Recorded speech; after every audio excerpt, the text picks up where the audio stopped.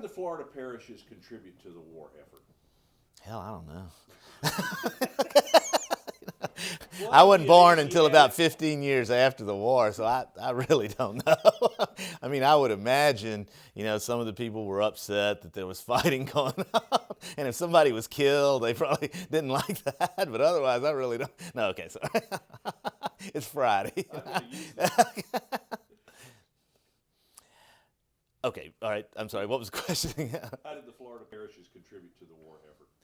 Well, in a mighty sense, in the same way every other region of the state did.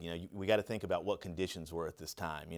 A lot of people don't realize that up until World War II, that the entire state and most of the Deep South had continued to suffer under the Reconstruction Acts. So what you're talking about is despair, poverty, sharecropping, conditions that did not offer a lot of hope. Offered even less opportunity, and when the war came, it transformed that. Not only did it take excess young men out of the pool and everything, but it created opportunities in the Florida parishes in terms of like the emergence of like the Billups Oil Company, forestry services. And Bill, I'm getting a little away from your question here. Your question was, how did the Florida parishes contribute, right? And when you ask a question like that, do you mean in terms of the region and what type commodities came out of it, or are you meaning? Okay, that's kind of different. How did the Florida parishes contribute to the war effort? All right, well, I guess you would have to answer that with kind of a laundry list. First off, they contributed substantive manpower. One of the things that we note when we look at the draft list and the volunteerism and everything, we always hear that the southern states, contribute more in volunteers to the American Army than any other region of the country. And the Florida parishes were very proud, especially I know like in St. Tammany Parish and Washington Parish, they were very proud of the extraordinarily high rates of volunteerism. So they contributed lots of young men. We also, in doing a lot of the interviews that we do now, are finding lots of WACs, Women Army Corps volunteers. Many women from the Florida parishes served as well. They contributed not just in terms of battlefield and services to the Army itself, but in terms of medical services, in different types of technical expertise. And so the people themselves were a vital part of the Florida parishes contribution, but it was more than that. Industries extracted things like timber, cotton fiber that was used in the war industry was very heavily used out of the Florida parishes. In fact, the largest cotton gin production mill at Amite, which was the Gillette Gin Company, was immediately converted over to war production. It began making specific parts for tanks and certain types of artillery pieces. A couple of fledgling oil companies emerged during that era, and they actually hit on the Chapapila Ridge field there, and it was during World War II that they began to explore more. So oil was coming out of the area as well. In terms of natural resources and manpower, the Florida parish is completely geared up and became totally focused on the war effort as a means of economic and social salvation. Okay. But this next question may sort of, Yeah, sure. retread a little bit of that, so that's no problem. How did the war affect the Florida parish's economy? Okay, World War II had a huge impact in southeast Louisiana, of course, where the Florida parishes are located. A lot of people forget that at the end of the Civil War and Reconstruction, the Reconstruction Acts, in many senses, placed the South at a distinct disadvantage. Some say it was to punish the South, some say it was the just rewards of victory or dealing out traitors exactly what they would do. But the fact remains that a horrific situation economically prevailed, and that is in the sense that overwhelmingly, virtually all of the black farmers and upwards of nearly 75% of the white farmers were sharecroppers. These people are caught in an endless cycle of debt that is renewable every year. They're indebted in crop liens and to the furnishing merchants. The one really valuable resource of the area, the virgin stands of longleaf pine, had been denuded in the aftermath of Reconstruction, and I do mean clear cut.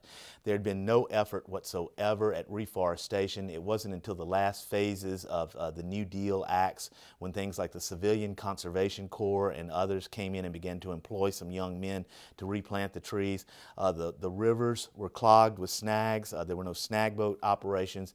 The roads, despite the efforts of Huey Long and some others like him to improve conditions on the roadways and the transportation network, it was simply abominable.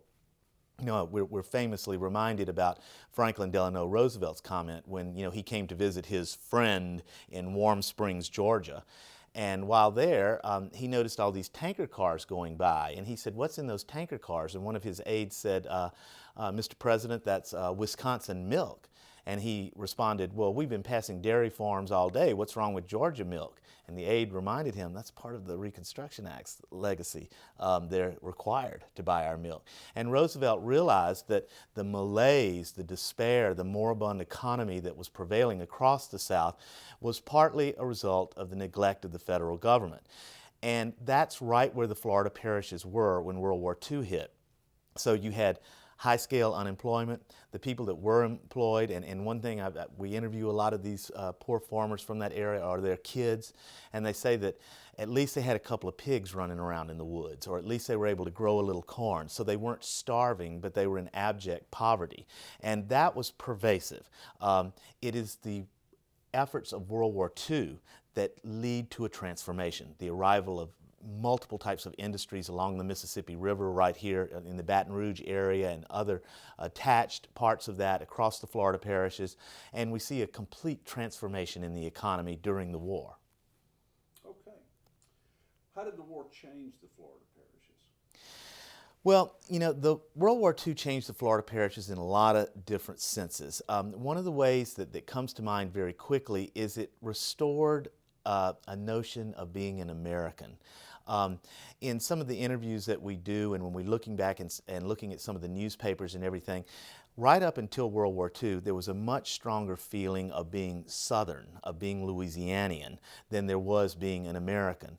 And it's going to be World War II that changes that. Now, you know, we hear people talk all the time, well, what about the Spanish-American War? What about World War I? Well, again, you know, we hear stories where, you know, there were literally debates, in the draft boards and stuff, that if we bring entire militia units from the South into the American Army, is it possible they'll favor instead shooting Yankees rather than shooting Germans or Spanish? And that was true. And you hear the old folk today still joke about that some, hearing their fathers and grandfathers. When World War II came, you know, the United States was attacked by this foreign enemy, this Eastern menace. You know, I'm talking about the Japanese attack on Pearl Harbor, of course.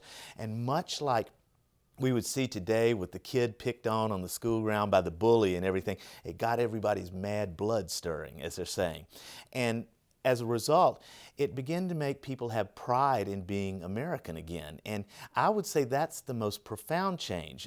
For example, just in terms of celebration of holidays, in this area, 4th of July was not a very big celebration. In fact, it was associated less with the independence of the United States, and instead, the day the Confederate Army surrendered at Vicksburg. My mother even talks about, you know, to this day, she was saying, we never celebrated the 4th of July when I was coming up, because so many boys from this area had been at Vicksburg and everything, and so that was the legacy for them. And then with World War II, you start to see that change. And out of that, there's this pride in being American. There is a much more revitalized economy. The infrastructure in terms of transportation and communication networks, especially because of the presence of the river and emerging industries along the river and the manpower coming from the rural parishes to fuel the industries along the river, it is a comprehensive change. In fact, you could easily say that World War II is the watershed in development in the Florida parishes, where it emerges from the South or the Louisiana of the past into the South or Louisiana of the new. Okay. Where in the area were German POWs housed, and how were they utilized in this area? There were some German prisoner of war camps in this area. In fact, a most notable one was at Hammond, and it was located right out near where the current airport is, and it housed actually substantive numbers of German prisoners who were rotated through there. They famously, allegedly, would slip out every now and then and come into the theaters in Hammond and stuff and watch movies. And the joke was you could tell that they had been there because they smoked cigarettes differently, that they would smoke it down to the very nub of their finger, and they would claim that some German prisoners had been in here watching the movies, you know. But they were used to cut timber. And they were hauled about the area. They almost could be leased out. It was an arrangement through the federal government, of course, but you could bring them and help clear cut timber. They were used in cleaning out some of the waterways. In fact, I was in Amsterdam when I was studying in Europe years ago, and I ran into a man, and he saw my name tag on my pack, and he said, I was in Louisiana some time back. He said, you're from Louisiana? And I said, yeah. He said, I was in Louisiana some time back. And I said, oh yeah, you know, what'd you think of it and everything? He said, not too much. And I said, why was that? And he said, well, I was a POW. And I said, is that right? And he said, where were you? And he said, we were actually in a temporary camp near Greensburg. And he said that they were up there cutting timber. And he said, they'd wake us up before dawn. And he said, we cut timber 7 days a week till the sun set and everything. He said, I was happy to get out of Louisiana. But there were moved across the region. My mother even remembers stories at her daddy's store, which was near Greensburg and everything, trucks of them pulling up and filling up with gas and stuff. So they were around. And actually, some of them have even come back after the war. We have an interview with one person who came back and temporarily set up a bakery in this area and everything. So some of them must have enjoyed their time here a little bit. Yeah, it's funny. My uncle has a similar story. He was in Germany in the 50s. And a guy stopped him on the street who remembered seeing him in LeCount. Is that right? Oh, he'd actually seen him? Yeah. Wow, okay, gosh. I don't know if this is something you want to talk about or not, but I thought it might be interesting, you know, to say a little bit about your dad's experiences in the war. Okay. Are you comfortable talking Sure, about yeah, that? yeah. He wasn't so much, but I am, yeah, sure. Okay, well, fire away then.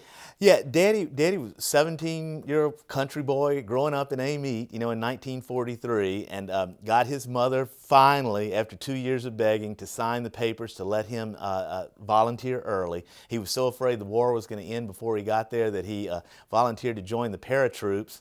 And he used to tell this funny story how they put him driving an ambulance first, then they put him a messenger, and he finally had to go to a major and say, look, I came over here to see the elephant, as they used to joke, you know, to see combat and everything. So he finally got his wish in the 17th Airborne, and they were designed to make the jump into Germany, and then the bulge broke out. And they were training in France when that happened, and they were rushed to plug a gap in the line in the bulge.